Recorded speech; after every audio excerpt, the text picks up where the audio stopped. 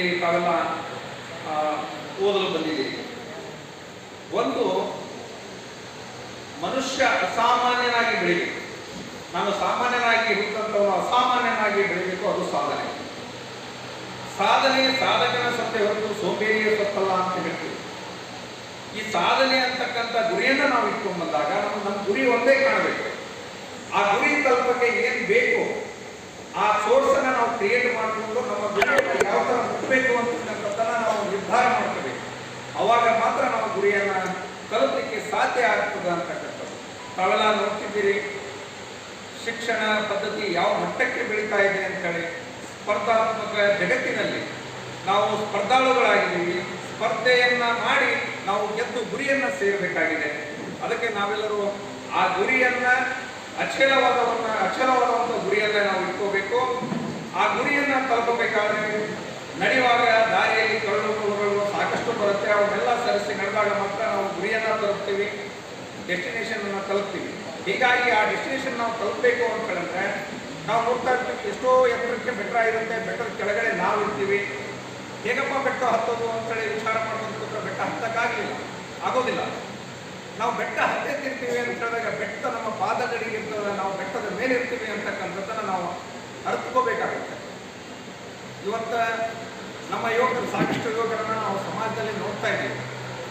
ತಂದೆ ತಾಯಿ ಅವರ ಬಾಲ್ಯದಿಂದ 21-22 ವರ್ಷದವರೆಗೆ ಪಾಲನೆ ಪೋಷಣೆಯನ್ನ ಮಾಡ್ಕೊಂಡು ಬರ್ತಾರೆ. ಅವರ ಖರ್ಚು ವೆಚ್ಚಗಳನ್ನ ನೋಡ್ತಾರೆ. ನಮಗ ಇವತ್ತಲ್ಲ ನಾಳೆ ನಮ್ಮ ಮನೆಗೆ ಆಸ್ತಿ ಆಗ್ಬೋದು ಅಂತೇಳಿ. ಇವತ್ತು ನಾವು ಸಾಕಷ್ಟು ಯುವಕರನ್ನ ನೋಡ್ತಾ ಇದ್ದೀವಿ. ಡಿಗ್ರಿ ಮುಗಿತು ಅಂತ ಹೇಳಿದ್ರೆ ನನ್ನ ಸಾಧನೆ ಅಲ್ಲಿಗೆ ಮುಗಿತು ಅಂತಕ್ಕಂಥ ಮನೋಭಾವನೆ ಇವತ್ತಿನ ವಿದ್ಯಾರ್ಥಿಗಳದ್ದಾಗಿದೆ. ನನಗೆ ಉಪಜೀವನ ಮಾಡಲಿಕ್ಕೆ ನೌಕರಿ ಸಿಕ್ಕರೆ ಸಾಕು, ಅದು ಜವಾನ ಇರ್ಬೋದು ಅಥವಾ ದಿವಾನ ಇರ್ಬೋದು. ದಿವಾನಂಗೆ ಇವ್ರು ಆಗ್ಲಿಕ್ಕಾಗಿಲ್ಲ, ಜವಾನಿಗೆ ಆಗಕ್ಕೆ ಇವ್ರಿಗೆ ಮನಸ್ಸು ಇಲ್ಲ. ಹೀಗಾಗಿ ಇವತ್ತಿನ ಯುವಕರು ಸ್ಪಷ್ಟವಾಗಿ ತಪ್ಪತಕ್ಕಂಥ ವ್ಯವಸ್ಥೆಯಲ್ಲಿದ್ದಾರೆ. ಅದಕ್ಕೆ ನೀವು ಗುರುಗಳಾಗಿ ಮುಂದೆ ಹೋಗ್ತಕ್ಕಂಥವರು ಮುಂದೆ ಆ ಜನಸಂಖ್ಯೆಯನ್ನು ನೀವು ಕಡಿಮೆ ಮಾಡಬೇಕಾದ್ರೆ ಅವರಿಗೆ ಒಳ್ಳೆಯ ಮಾರ್ಗದರ್ಶನವನ್ನು ನೀವು ಮಾಡಬೇಕಾಗುತ್ತೆ. ಅವ್ರಿಗೆ ಒಳ್ಳೆಯ ಮಾರ್ಗದರ್ಶನವನ್ನು ನೀವು ಮಾಡಬೇಕಾದ್ರೆ ನಾವು ಮೊದಲು ಒಳ್ಳೆಯವರಾಗಬೇಕು. ನಾವು ಆಚಾರ ಹೇಳೋದಕ್ಕಿಂತ ಪೂರ್ವದಲ್ಲಿ ನಾವು ಆಚರಣೆಯಲ್ಲಿ ತರಬೇಕಾಗುವ, ನಮ್ಮ ಜೀವನದಲ್ಲಿ ಆಚರಣೆಯಲ್ಲಿ ತರಬೇಕಾಗುತ್ತೆ. ಆ ಮಾತನ್ನು ಮನಸ್ಸಿನಲ್ಲಿ ಇಟ್ಕೊಂಡು ನಾವು ಪ್ರತಿಯೊಬ್ಬರೂ ಕೂಡ ಮುಂದೆ ಶಿಕ್ಷಕರಾಗಿ ಸೇವೆ ಸಲ್ಲಿಸ್ತಕ್ಕಂಥವರು ನಾವು ಆಚಾರವಾದಿಗಳಾಗಿರಬೇಕು, ವಿಚಾರವಾದಿಗಳಾಗಿರಬೇಕು. ಹೀಗಿದ್ದಾಗ ಮಾತ್ರ ಶಿಕ್ಷಣದ ಗುಣಮಟ್ಟವನ್ನು ನಾವು ಸುಧಾರಿಸಲಿಕ್ಕೆ ಸಾಧ್ಯತೆ ಐತಿ. ಸಮಾಜದ ಎಲ್ಲ ಡೊಂಬುಗಳನ್ನು ನಾವು ತಿದ್ದಲಿಕ್ಕೆ ಸಾಧ್ಯ ಇಲ್ಲ. ಆದರೆ ನಾವು ನಮ್ಮ ಕೈಯಲ್ಲಿ ಕಲಿತಿರ್ತಕ್ಕಂಥ ವಿದ್ಯಾರ್ಥಿಯನ್ನ ತಿದ್ದಲು ಸಾಧ್ಯವಿದೆ. ಕಾಡು ಕಲ್ಲನ್ನು ನಾವು ತೆಗೆದಾಗ ಮೂರ್ತಿ ಆಗುತ್ತೆ ಹೊರತು ಬಿದ್ದ ಕಲ್ಲಿಗೆ ಯಾರು ನಮಸ್ಕಾರ ಮಾಡಲ್ಲ. ನೀವು ಶಿಕ್ಷಕರಾದಂಥವರು ವಿದ್ಯಾರ್ಥಿಯನ್ನ ಕಡಿದು ಮೂರ್ತಿ ಮಾಡಿದಾಗ ಅದು ಮೂರ್ತಿ ಆಗುತ್ತೆ. ನಾಳೆ ಈ ಸಮಾಜಕ್ಕೆ ಬೆಳಕಾಗುತ್ತೆ ಅಂತಕ್ಕಂಥದ್ದನ್ನ ನಮ್ಮ ಮನದಲ್ಲಿರಬೇಕು. ಹೀಗಾಗಿ nothing is impossible, everything is possible. ಮನುಷ್ಯ ಮನಸ್ಸು ಮಾಡಿದರೆ ಅಸಾಧ್ಯವಾದದ್ದು ಯಾವುದೂ ಇಲ್ಲ, ಎಲ್ಲವೂ ಕೂಡ ನಮ್ಮ ಹತ್ರ ಇದೆ. ಇವತ್ತು ನಾನು ಮನೆ ಸ್ವಾಮೀಜಿಯವ್ರ ಹತ್ರ ಮಾತಾಡ್ತಾ ಇದ್ದೆ. ಶರಣಬಸವ, ನಾನು ಬಹಳಷ್ಟು ಕಷ್ಟಪಟ್ಟಿದ್ದೀನಿ, ಒಂದು ಹೊತ್ತು ಊಟಕ್ಕೂ ಕೂಡ ಕಷ್ಟಪಟ್ಟಿದ್ದೀನಿ. ಒಂದೇ ಜೊತೆ ಬಟ್ಟೆಯಲ್ಲಿ ನಾನು ಮುರುಘಾ ಮಠದಲ್ಲಿ ಹೋಗ್ತಾ ಇದ್ದೆ ಅಂತ ಹೇಳಿದರು. ಯಾಕೆ ಅವ್ರಿಗೆ ಆ ನೋವಿತ್ತು, ಈ ಸಮಾಜಕ್ಕೆ ನಾನೇನಾದರೂ ಒಂದು ಕೊಡಬೇಕು. ಸೊ ಈ ಮಠಕ್ಕೆ ಆಸ್ತಿ ಇಲ್ಲ, ಈ ಮಠ ಚಿಕ್ಕದಾಗಿದೆ, ನಾನು ಹೇಗಿರಲಿ, ನನ್ನಿಂದ ಸಾಧ್ಯ ಇಲ್ಲ ಅಂತಂದರೆ ನೀವೆಲ್ಲ ಬಂದು ಕೂಡ್ತಿರ್ಲಿಲ್ಲ, ನಾವು ಕೂಡ ಬಂದು ಕೂಡ್ತಾ ಇದ್ದೀವಿ. ಅವರೊಂದು ಮನಸ್ಸನ್ನು ಮಾಡಿದರು, ನಾನು ಈ ಸಮಾಜಕ್ಕೆ ನಾನೇನಾದರೂ ಒಂದು ಕೊಡಬೇಕು, ಈ ಸಮಾಜಕ್ಕೆ ನನ್ನದೇ ಆದಂಥ ಕೊಡುಗೆ ಇರಬೇಕು, ಈ ಸಮಾಜ ನನ್ನ ಒಂದು ಗುರುವನ್ನಾಗಿ ಮಠದಲ್ಲಿ ಕೂಡಿಸಿದೆ ಅಂತ ಅಂದ ಮೇಲೆ ನಾನು ಈ ಸಮಾಜಕ್ಕೆ ಏನಾದರೂ ಒಂದು ಕೊಡಬೇಕಲ್ಲ ಅಂತೇಳಿ ಹಗಲಿ ರಾತ್ರಿ ಅವರು ಶ್ರಮ ವಹಿಸಿ ದುಡಿದು ಇವತ್ತು ಈ ಸಂಸ್ಥೆಯನ್ನು ಕಟ್ಟಿದ್ರು. ಇವತ್ತು ನೀವೆಲ್ಲ ಬಂದು ಓದ್ತಾ ಇದ್ದೀರಿ, ನಿಮ್ಗೆ ನಿಂತ್ಕೊಂಡು ನಾವು ಮಾತಾಡ್ತಾ ಇದ್ದೀವಿ. ಹಾಗಿದ್ದ ಮಾತ್ರಕ್ಕೆ ಅವರು ಆ ಸಾಧನೆಯನ್ನ ಮಾಡಿದ್ರು ಅಷ್ಟು ಕಷ್ಟದ ದಿನಗಳಲ್ಲಿ ಅಂತ ಹೇಳಿದ್ರೆ ನಮ್ಮ ನಿಮ್ಮಿಂದ ಯಾಕೆ ಸಾಧ್ಯ ಇಲ್ಲ? ನಮ್ಮ ನಿಮ್ಮಿಂದ ಯಾಕೆ ಸಾಧ್ಯ ಇಲ್ಲ? ಸಾಧ್ಯ ಯಾಕಿಲ್ಲ ಅಂದ್ರೆ ನಮ್ಮಲ್ಲಿ ಇಚ್ಛಾಶಕ್ತಿ ಕೊರತೆ ಇದೆ. ಇಚ್ಛಾಶಕ್ತಿ ಕೊರತೆ ಇದೆ. ನಾನು ಹೇಳಿದೆ, ನಮ್ಮ ತಂದೆ ತಾಯಿ 21-22 ವರ್ಷ ಬೆಳೆಸ್ಬಿಡ್ತಾರೆ. ಇನ್ನು 2 ವರ್ಷ ನೀವು ಕಷ್ಟಪಟ್ಟರೆ ನೀವು ಊಹಿಸಲಾದಂಥ ಸಾಧನೆ ನಿಮ್ದಾಗಿರುತ್ತೆ. ಅಲ್ಲಿ ಏನು ಮಾಡ್ತೀರಿ ಅನ್ನೋದಂದ್ರೆ ನಮ್ಮ BEd ಮುಗೀತು, ಮುಂದೆ ಏನು ಮಾಡ್ಬೇಕಪ್ಪ ಸರ್? TET ಮಾಡಬೇಕು, ಓದಕ್ಕೆ ಟೈಮೇ ಸಿಗ್ತಾ ಇಲ್ಲ. ಮುಂದೆ CET ಮತ್ತೆ ಕನಸು ಕಾಣೋದೆ. ಹೀಗಾಗಿ ನಂದು BEd ಮುಗಿತು, ಮತ್ತೆ ನಾನು TET ಮುಗಿಸ್ಕೊಂಡು CET ಮುಗಿಸ್ಕೊಂಡು ನಾ ಶಿಕ್ಷಕನಾಗಬೇಕು ಅನ್ನೋ ಕನಸನ್ನು ಹೊತ್ಕೋಬೇಕೇ ವಿನಃ ಬೇರೆವೇ ನಾವು ಹುಡುಕಬಾರ್ದು. ನಾನಿವತ್ತು ಸಾಕಷ್ಟು ಯುವಕರನ್ನ ಕೇಳ್ತಾ ಇರ್ತೀನಿ. ನಾನಿವತ್ತು ಪೊಲೀಸ್ ಎಕ್ಸಾಮ್ ಬರ್ದೆ, ನಿನ್ನೆ PSI ಎಕ್ಸಾಮ್ ಬರ್ದೆ, ನಾಳೆ ರೈಲ್ವೆ ಎಕ್ಸಾಮ್ ಬರ್ದೆ. ಅಂದ್ರೆ ಸ್ಪಷ್ಟ ಗುರಿ ಇಲ್ಲ ಅಂತಕ್ಕಂಥದ್ದು. ಅವರಿಗೆ ಸ್ಪಷ್ಟ ಗುರಿ ಇಲ್ಲ ಅನ್ನೋದು, ಅವರಿಗೆ ಮಾರ್ಗದರ್ಶನ ಇಲ್ಲ ಅನ್ನೋದು. ಇವತ್ತಿನ ಮಾರ್ಗದರ್ಶನ ಯಾರು ಕೇಳೋರಿಲ್ಲ. ಆಲ್ಮೋಸ್ಟ್ 99% ಜನ ಯಾರ ಮಾರ್ಗದರ್ಶನವನ್ನ ಇವತ್ತು ತಗೊಳ್ತಾ ಇಲ್ಲ. ತಗೊಳ್ಳೋರು ಬೆರಳಿಗೆ ಎಷ್ಟು ಅವರು ಅಚೀವರ್ಸ್ ಆಗಿ ಹೊರಹೊಮ್ಮಿದ್ದಾರೆ ಅಂತಕ್ಕಂಥದ್ದು. ಹೀಗಾಗಿ ಹೊರಮುನಿದರೆ ಗುರು ಕಾಯುವ ಅಂತ ಹೇಳ್ತೀವಿ ನಾವು. ಗುರುಗಳ ಮಾರ್ಗದರ್ಶನವನ್ನ ನಾವು ಯಾರೋ ಮನಸ್ಸಿಟ್ಟು ಸ್ವೀಕಾರ ಮಾಡ್ತೀವಿ, ಯಾರೋ ನಾವು ಗುರುಗಳನ್ನ ಗೌರವದಿಂದ ಕಾಣ್ತೀವಿ, ಯಾರೋ ನಾವು ಗುರುಗಳನ್ನ ಆದರ್ಶವಾಗಿಸ್ಕೋತೀವಿ, ಅವ್ರು ಮಾತ್ರ ಅಚೀವ್ಮೆಂಟ್ ಮಾಡಲಿಕ್ಕೆ ಸಾಧ್ಯ. ಇದನ್ನ ನೀವು ಮನಗಾಣಬೇಕು. ನಾವು ಹೊರಮುನಿದರೆ ಗುರು ಕಾಯುವ ಅಂತ ಹೇಳಿದೆ ನಾನು. ಯಾವಾಗ ಕೂಡ ನಮ್ಮ ದೇವರು ಕೈ ಬಿಟ್ಟರು ಗುರು ಕೈ ಬಿಡಂಗಿಲ್ಲಂತೆ. ನಾನು ಒಂದು ಉದಾಹರಣೆಯನ್ನ ಹೇಳ್ತೀನಿ, ಜಾಸ್ತಿ ಹೊತ್ತು ಮಾತಾಡಲಿಕ್ಕೆ ಹೋಗಂಗಿಲ್ಲ, ನಿಮಗೂ ಕೂಡ ಬೋರ್ ಆಗ್ಬಾರ್ದು.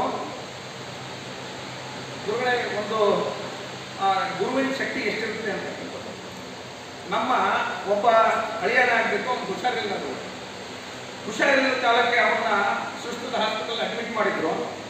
ನನಗೆ ಪದೇ ಪದೇ ಅವ್ರ ಊರಿಂದ ಫೋನ್ ಬರ್ತಾ ಇತ್ತು, ಡೆತ್ ಬಾಡಿ ಯಾವಾಗ ಬರುತ್ತೆ, ಎಷ್ಟೊತ್ತಿಗೆ ಬರುತ್ತೆ, ಎವ್ರಿ ಡೇ ಬೆಳಗ್ಗೆ ನನಗೆ ಫೋನ್. ನನಗೆ ಆಶ್ಚರ್ಯ ಆಯ್ತು. ಒಬ್ಬ ಮಗವ, ನಾನು ನಮ್ಮ ಗುರುಗಳೊಬ್ರು ಇದ್ದಾರೆ, ಅವ್ರಿಗೆ ಫೋನ್ ಮಾಡಿದೆ.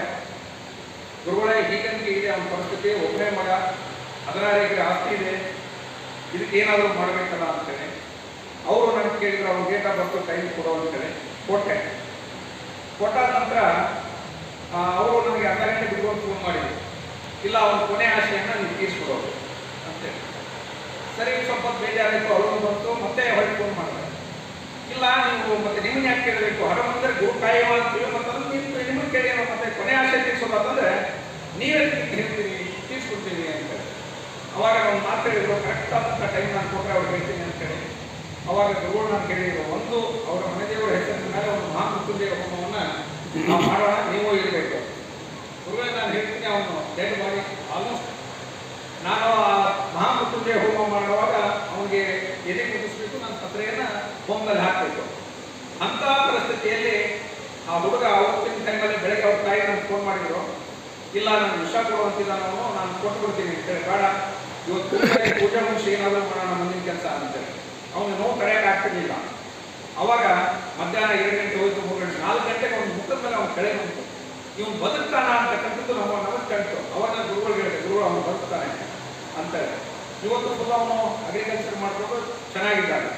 ಅಂದ್ರೆ ನಾನು ಇದನ್ನು ಯಾಕೆ ಉದಾಹರಣೆ ಹೇಳಿದೆ ಅಂತ ಹೇಳಿದ್ರೆ, ಗುರು ಮನಸ್ಸು ಮಾಡಿದರೆ ಏನಾದರೂ ಮಾಡಲಿಕ್ಕೆ ಸಾಧ್ಯ. ಗುರುವಿನ ಆಶೀರ್ವಾದ ನಾವು ತಗೊಂಡ್ರೆ ನಾವು ಏನಾದರೂ ಬದುಕಲಿಕ್ಕೂ ಸಾಧ್ಯ, ನಾವು ಅಚೀವ್ಮೆಂಟ್ ಮಾಡಲಿಕ್ಕೂ ಸಾಧ್ಯ ಅಂತಕ್ಕಂಥದ್ದು. ಇವತ್ತಿನ ಧಾರ್ಮಿಕತೆಯಲ್ಲಿ ನಂಬಿಕೆಯನ್ನು ನಾವು ಕಳ್ಕೊಳ್ತಾ ಇದ್ದೀವಿ. ಆಧ್ಯಾತ್ಮಿಕತೆಯಲ್ಲಿ ನಾವು ನಂಬಿಕೆಯನ್ನು ಕಳ್ಕೊಳ್ತಾವೆ, ಎಡುತ್ತಾ ಇರೋದು ಅಲ್ಲಿ. ನಾವು ಈಗೇನೋ ದಾಸ್ಪುಟ್ಟೆಗೆ ನಮ್ಗೆ ಏನು ಬೇಕಾಗಿದೆ ಅಷ್ಟಕ್ಕೆ ಮಾತ್ರ ಗಮನ ಕೊಡ್ತಾ ಇದ್ದೀವಿ. ನೀವು ಮಕ್ಕಳಿಗೆ ಕಲಿಸ್ಬೇಕು, ಆಧ್ಯಾತ್ಮದಲ್ಲಿ ಏನಿದೆ, ಗುರುವಿನ ಮಾರ್ಗದರ್ಶನದಲ್ಲಿ ಏನಿದೆ, ನೀವೆಲ್ಲ ಕೂಡ ಅವರಿಗೆ ಮಾರ್ಗದರ್ಶನ ಮಾಡಬೇಕಾಗತ್ತೆ, ಭಾವಿ ಶಿಕ್ಷಕರಾದಂಥವರು. ಹೀಗಾಗಿ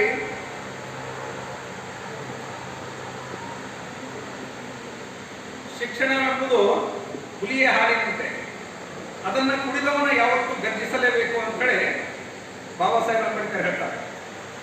ನಾವು ಶಿಕ್ಷಣವನ್ನ ಕಲ್ತಿದ್ದೀವಿ ಅಂತ ಹೇಳಿದ್ಮೇಲೆ ಶಿಕ್ಷಣ ಬರೀ ಕಲಿಕೆಗೆ ಅಷ್ಟೇ ಆಗಬೇಕು, ಅದರಿಂದ ಧೈರ್ಯ ಬರಬೇಕು, ಸಮಾಜ ಸುಧಾರಣೆ ಆಗಬೇಕು, ನಮ್ಮ ವಿದ್ಯೆ ಇನ್ನೊಬ್ಬರಿಗೆ ದಾನವಾಗಿ ನಾವು ನೀಡಬೇಕು. ನಾವೇನು ಹೇಳ್ತೀವಿ, ಕಟ್ಟಿಟ್ಟ ಮುತ್ತೆ ಕೊಳೆಯುತ್ತದೆ, ಬಚ್ಚಿಟ್ಟ ವಿದ್ಯೆ ಕೊಳೆಯುತ್ತದೆ, ತೆರೆದಿಟ್ಟ ವಿದ್ಯೆ ಹೊಳೆಯುತ್ತದೆ. ನೀವು ಯಾವಾಗಲೂ ನಿಮ್ಮ ಪ್ರತಿಭೆಯನ್ನು ತೆರೆದಿಟ್ಟರೆ ಮಾತ್ರ ಅದು ಹೊಳಿಲಿಕ್ಕೆ ಸಾಧ್ಯ. ನಿಮ್ಮ ಪ್ರತಿಭೆಯನ್ನು ನೀವು ಅಂತರಾತ್ಮದಲ್ಲಿ ನೀವು ಬಚ್ಚಿಟ್ಕೊಂಡ್ರೆ ಅದು ಯಾವತ್ತೂ ಹೊಳೆತ ದುಃಖ ಆಗ್ತದೆ ಅಂತಕ್ಕಂಥದ್ದನ್ನ ನೆನಪಲ್ಲಿಡಬೇಕಾಗ್ತದೆ. ಶಿಕ್ಷಣದ ಬೇರುಗಳು ಕಹಿಯಾಗಿರ್ಬೋದು. ನೀವು ಏನಿವತ್ತು ಕಷ್ಟಪಟ್ಟು ಕಲಿತಾ ಇದ್ದೀರಿ, ಇವತ್ತು ನೋವು, ಅದರಲ್ಲಿ ನೋವು ಇರಬಹುದು, ಆದರೆ ಮುಂದಿನ ಅದರ ಪ್ರತಿಫಲ ಸಿಹಿಯಾಗಿ ಇರ್ತದೆ ಹೊರತು ಕಹಿಯಾಗಿರಲಿಕ್ಕೆ ಸಾಧ್ಯ ಇಲ್ಲ ಅಂತಕ್ಕಂಥದ್ದು. ಶಾಲೆ ಕಾಲೇಜಿನಲ್ಲಿ ಕಲಿತದ್ದು ಮಾತ್ರ ಶಿಕ್ಷಣವಲ್ಲ, ಶಾಲೆ ಕಾಲೇಜಿನಲ್ಲಿ ಕಲಿತದ್ದು ಮಾತ್ರ ಶಿಕ್ಷಣವಲ್ಲ, ಸಮಾಜದ ಸುತ್ತಮುತ್ತಲಿನ ಕ್ಷೇತ್ರವೇ ನಮ್ಮ ಕಲಿಸುವಂಥ ಪಾಠವೂ ಕೂಡ ಶಿಕ್ಷಣದ ಒಂದು ಭಾಗವಾಗಿರ್ತದೆ ಅಂತೇಳಿ. ನಾವೇನು ಇಲ್ಲಿ ಥಿಯರಿಯಲ್ಲಿ ಓದ್ತೀವಿ ಅದು ಮಾತ್ರ ಶಿಕ್ಷಣ ಅಲ್ಲ. ಸಮಾಜದಲ್ಲಿ ನಡೀತಕ್ಕಂಥ ಪ್ರತಿಯೊಂದು ಘಟನೆಗಳು ಕೂಡ ನಮಗೆ ಪಾಠ ಆಗಿರ್ತಾವೆ. ಅದನ್ನು ಕಟ್ಕೊಂಡು ನಾವು ಪಾಠವನ್ನು ಕಲಿಬೇಕಾಗಿದೆ. ಶಿಕ್ಷಣ ಕೊಟ್ಟವರಷ್ಟೇ ಗುರುಗಳಲ್ಲ, ನಮ್ಮ ತಪ್ಪನ್ನು ತಿದ್ದಿ ಹೇಳಿದವರು ಕೂಡ ಗುರುಗಳಾಗಿ ನಾವು ಸ್ವೀಕಾರ ಮಾಡಬೇಕಾಗುತ್ತೆ. ಒಂದು ಸಣ್ಣ ತಪ್ಪನ್ನು ಅವರು ತಿದ್ದಿ ಹೇಳ್ಯಾರಂದ್ರೆ ಅವ್ರು ಗುರುವಿನ ಸ್ಥಾನದಲ್ಲಿ ಇರ್ತಾರ ಅಂತಕ್ಕಂಥದ್ದನ್ನು ನಾವು ಮನಗಾಡಬೇಕಾಗುತ್ತೆ.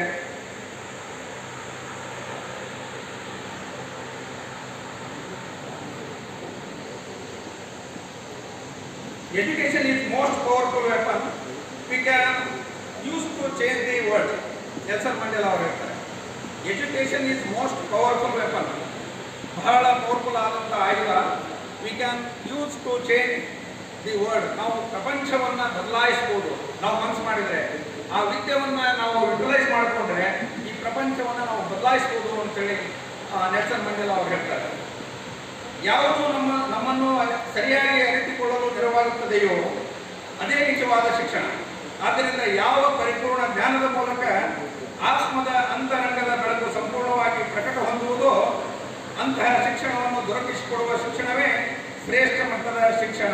ಸ್ವಾಮಿ ವಿವೇಕಾನಂದರು ಹೇಳ್ತಾರೆ, ಯಾವುದು ನಮ್ಮನ್ನು ಸರಿಯಾಗಿ ಅರಿತುಕೊಳ್ಳಲು, ಯಾವುದೇ ಒಂದು ವಿಷಯ ಇರಲಿ ಅದು ನಮ್ಮನ್ನು ಸರಿಯಾಗಿ ಅರಿತುಕೊಳ್ಳಕ್ಕೆ ಸಹಾಯ ಮಾಡ್ತದೆ, ಅದೇ ನಿಜವಾದ ಶಿಕ್ಷಣ.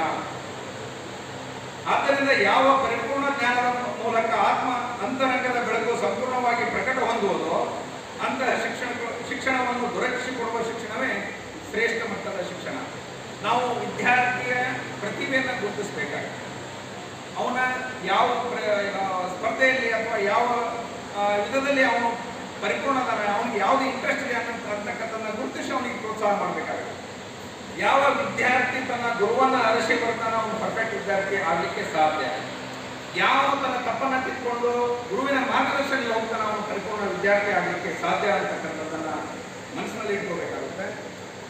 ಹೀಗಾಗಿ ಇವತ್ತು ಇಲ್ಲಿ ತಮ್ಮ ಈ ಸ್ವಾಗತ ಸಮಾರಂಭದಲ್ಲಿ ಗುರೂಜಿಯವರು ಮತ್ತು ಇಲ್ಲಿನ ಪ್ರಾಂಶುಪಾಲರು, ಶಿಕ್ಷಕರು ನನ್ನನ್ನು ಕರೆದು ಇಲ್ಲಿ ಮಾತನಾಡಲಿಕ್ಕೆ ಅವಕಾಶವನ್ನು ಕೊಟ್ಟಂತ. ನೀವು ನಮ್ಮ ಚಾನೆಲ್ಗೆ ಸಬ್ಸ್ಕ್ರೈಬ್ ಆಗಿಲ್ಲ ಅಂದ್ರೆ ಇಲ್ಲಿರುವ ಸಬ್ಸ್ಕ್ರೈಬ್ ಬಟನ್ ಅನ್ನು ಪ್ರೆಸ್ ಮಾಡಿ ಹೆಚ್ಚಿನ ಅಪ್ಡೇಟ್ಸ್ ಪಡೆಯೋದಕ್ಕೆ.